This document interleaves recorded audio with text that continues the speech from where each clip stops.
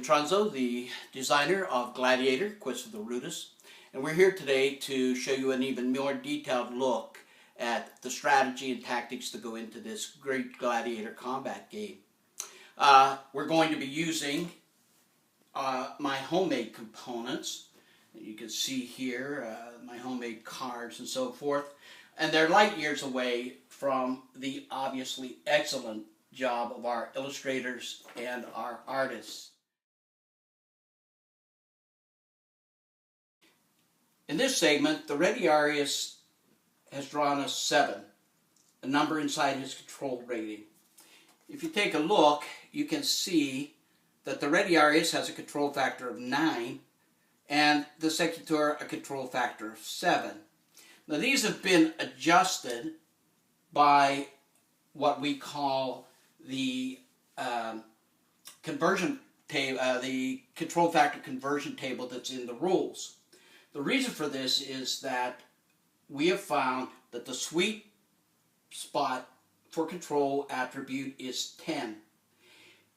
If the attributes are too high, if the control factors are too high on the gladiators, one tends to stay in control much too long, and then the other, it happens then in the opposite way for the other gladiator. You get these prolonged streaks of activity, one side, then the other. If they're too low, then you end up with alternating turns between the two gladiators, and none of this makes for satisfactory combat, nor does it play into the strengths of the game.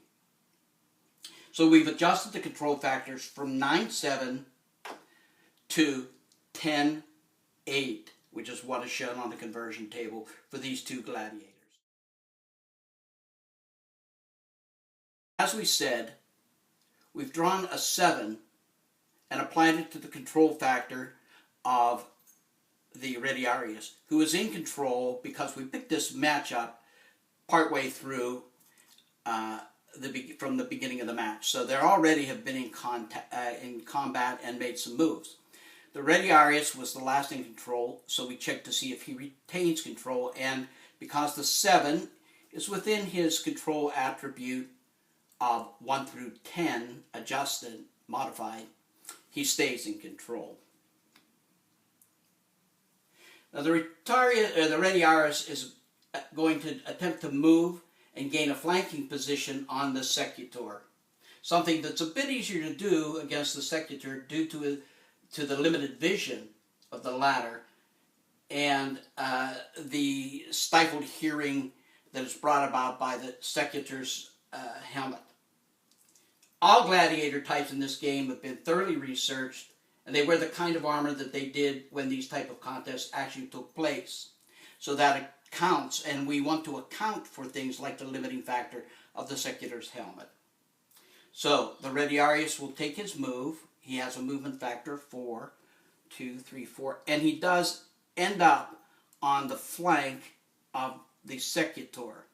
The Secutor gets a free facing change, which typically would take him out of the flanking range or the flanking hex. However, because of his penalty for his limited vision, the rules indicate that this would still be considered a flank for the Rudis.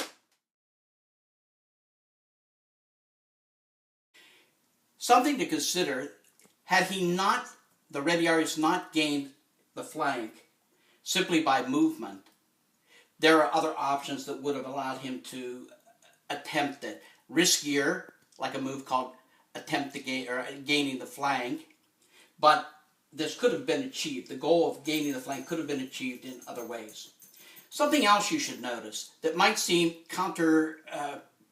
The Rudis has moved to the left, his left, into the weapon, toward the weapon of the Secutor. But he's also moved away from the large protective shield, and for a specific reason that you'll see in what is in the next segment that's coming up.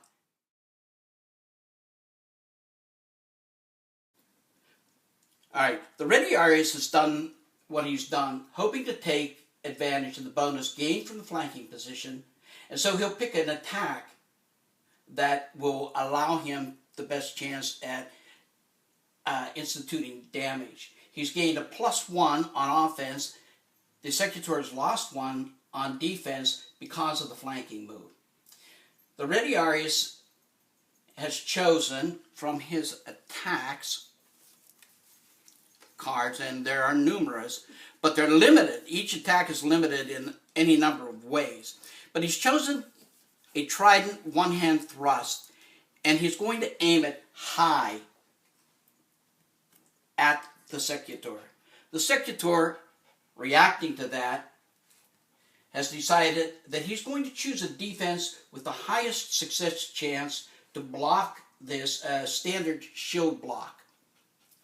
So we have the attack card chosen, a one-handed thrust, and a defense chosen, the shield block. Now, numerous factors go into these choices in both cases. The position of the combatants, the potential damage of the attack, stamina it takes to complete the respective moves, and so and so. Now, these considerations will become second nature to you as a player after you've mastered the rules and conducted several actual bouts. The first step in combat is to determine which card will initially be consulted in order to resolve the outcome of the offensive and defensive choices made. The deck, the entire fast action or arena action deck, is slanted toward offense by a 60-40 ratio. So 60% of the time, the attack card will gain the advantage of being used. 40% of the time, the defensive card will gain the advantage. And there is an advantage to using or resolving the attack on the selected card. So, to do this, we again pick a card off the top of the arena action deck. We check under, appropriately, card check, and in this case we see the word attack, which means the attack card will be used to resolve this combat.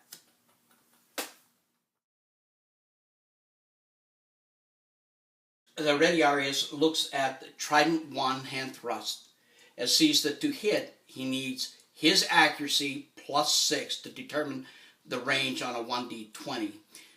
Because his accuracy is an 8 +6, he's at a 1 through 14 on a 1d20, which is a pretty good chance, especially since it's enhanced by his +1, which makes it a 1 through 15, for attacking from the flank. However, there's another factor that has to come in, and that is the defense that was chosen by our Secutor. Now, whether or not the defend card is used as the main card to resolve the action, it always factors in. And part of the reason the Secutor took this was there is a -4 modifier to all basic thrusts and slashes. If you recall, however, I made a point about the Rudis moving to the non-shield side of the Secutor. And this is another one of those tactical decisions that once you know the game will come into play and be a determining factor. Because the Secutor has to swing that heavy shield from one side of his body to the other, there is a -2 factor on this.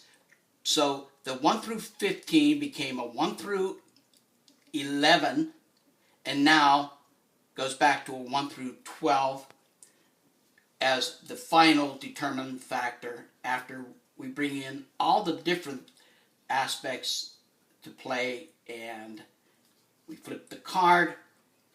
Looking at the number, we see there's an 8, more than enough for the thrust to hit.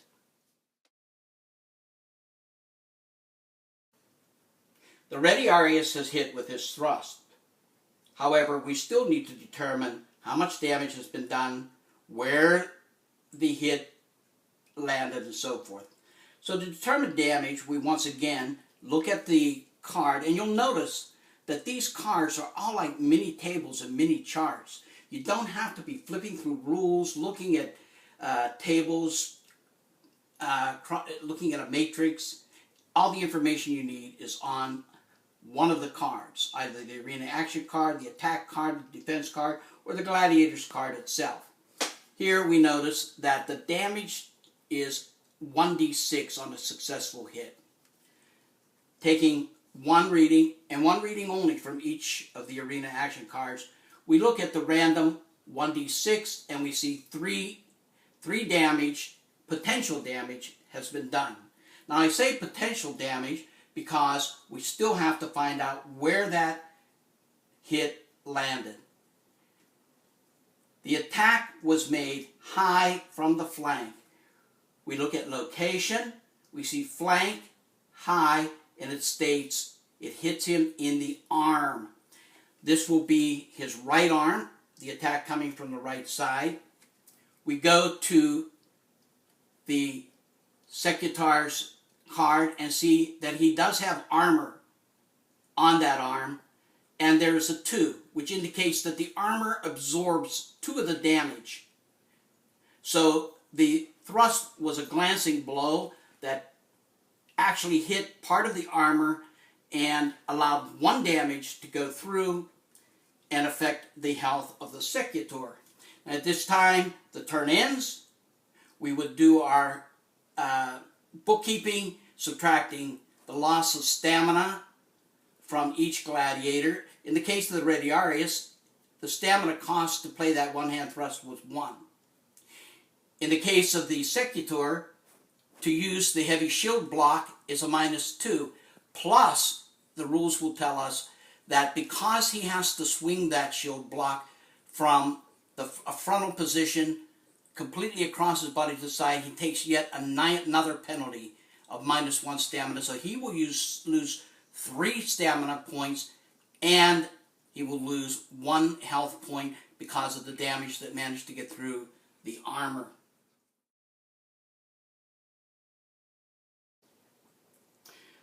Did the Secutor choose the best defensive option in this case? You might be asking yourself that. Well, the truth is, it all depends on the situation. It was a good choice if he had a lot of stamina left, if he needed to make his best attempt at preventing taking a serious wound. Early in the bout, though, the cost of stamina loss may not have been wise. He lost 3 stamina on that. A less physical defense, even if it had a slightly less chance of success, of stopping the attack, might have been a smarter option. But you know, that's part of the fun and the challenge of Gladiator Quest for the Rudis. Learning what attacks are best, what defenses are best, and beyond that, when is the best time to use a specific attack or a specific defense to your advantage. The next sequence is going to be an attempt at showing you a number of other aspects of Gladiator Quest for the Rudis. These aspects just show you some of the depth of play and the options that you're going to be presented and tactical decisions that you're going to make. To begin with, the previous turn has ended. Each gladiator may make a free-facing change, and the Secutor chooses to do so. We then have to determine, does the Radiarius, who is the last gladiator in control, retain control or lose it? We take 1 reading from the card, looking under control as a 10, which is the uppermost limit of the Radiarius' control, if you recall. His control factor was a 10. Now typically the Radiarius would attempt to keep his distance. He'd like to be as far from the Secutor as possible so that he can use the benefit of his trident, which is a ranged weapon, or throw the net, which can be thrown from as far as 4 hexes away. However, for a different purpose, we're going to have him actually close and come into contact with the Secutor so he can play a special card.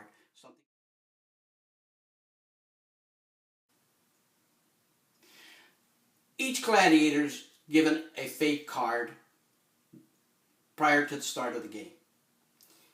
How many fate cards they receive, because they're quite powerful and can change the outcome of a conflict, or at least turn the tide of the battle, depends upon the rank of the gladiator.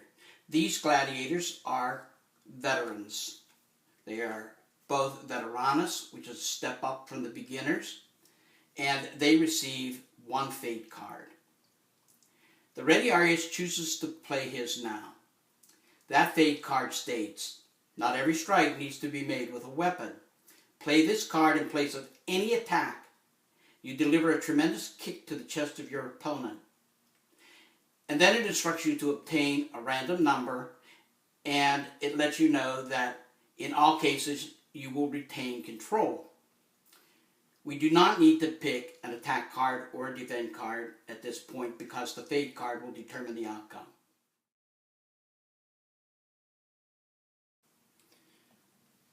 Flipping a card and doing a 1d20 check, and we see that things couldn't have come up better for the Ready Arias. The result is a 2.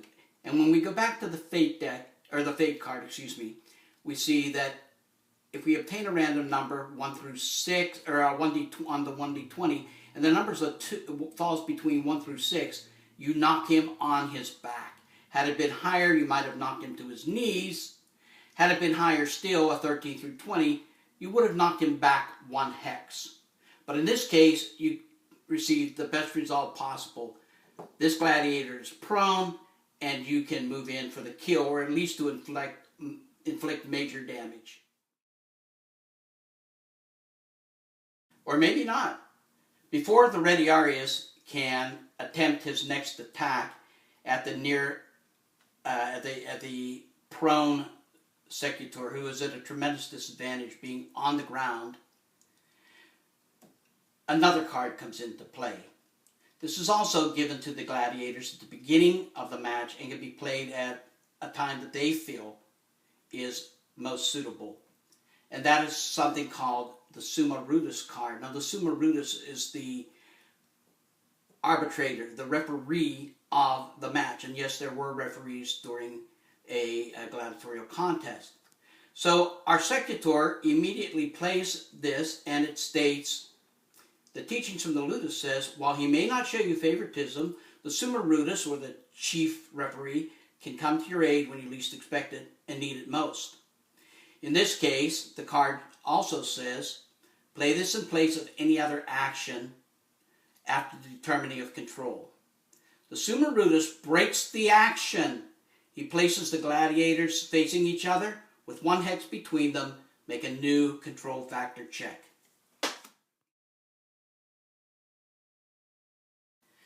The secutor's good fortune continues because we draw the card and see that a 15 is to be applied to the control factor of the gladiator who was last in control, in this case the Ready Arias.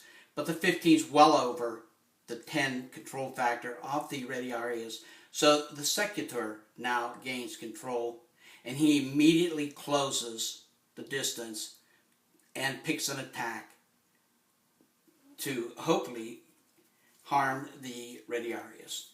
And when he goes through the attack, he decides he wants to attempt to slow the Ready Arias up, and decides he will attempt to slam that heavy 22-pound shield onto the foot of the Ready Arias.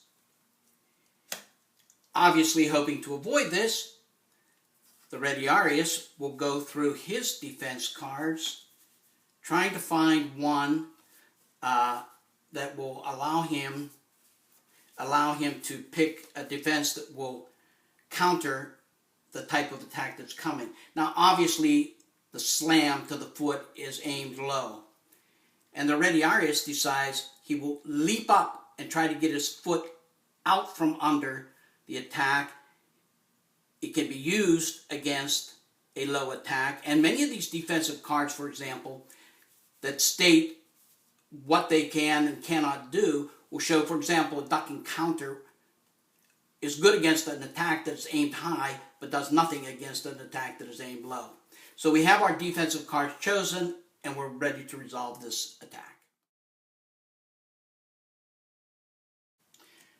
We need to see which of the 2 cards will be used, the foot slam or the leap up. That'll be determined by the card. And even though there's a 60-40 bias, as we said before, for an attack card to be used, in this case, defend comes up. We'll go to the defend card, leap up.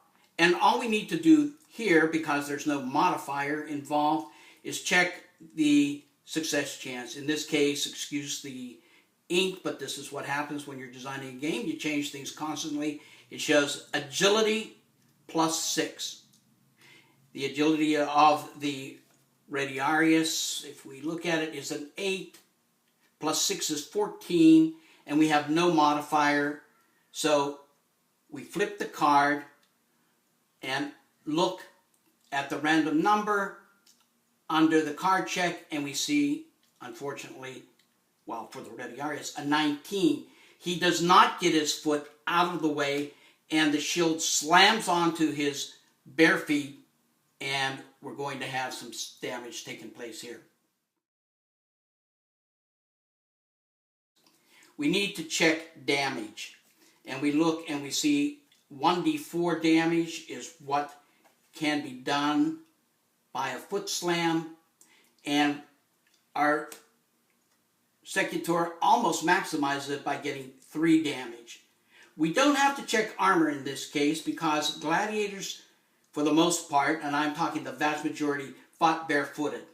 The sand of the arena would get trapped underneath between the sole and the foot of most of the gladiators, who wore even sandals, and that sand would irritate their feet, break their concentration, sometimes even result in some clumsiness, so the vast majority of them would go barefoot onto the arena. One of the reasons why I said that it was fortunate that we ended up with a defend card was for the reason that I gave, to show that not just because the attack or the defend card is used in a given situation, it isn't always successful. But this allows me to illustrate something else. Had the foot slam gone to the attack card and been successful, not only would have he done the damage, he would have had the chance to do a critical, which would have possibly broken bones in the foot and significantly limited the movement of the Radiarius. He could have also selected an option that would have allowed him to trade damage for an increase in his, a temporary increase in his control factor. So he might have said, do 2 damage to the foot and up my control factor for the next turn by 2, making his modified 1 through 9 now a 1 through 11. He could have also tried something a little more drastic, given up all damage for a second attempt at scoring a critical that may have broken the foot of the Radiarius and subtracted several movement points from his ability. So all of these decisions need to be made based upon what is happening throughout the combat, and they're decisions that are made by you, the player, that allow you to be more involved in the game, to determine the best strategy to use, the best way to use the tactics, and give depth to what could otherwise simply be a you hit me, I'll hit you type of game, which is exactly the opposite of what we find in Gladiator Quest for the Rudis. That concludes our new video showing you how detailed the combat gets in Gladiator Quest for the Rudis.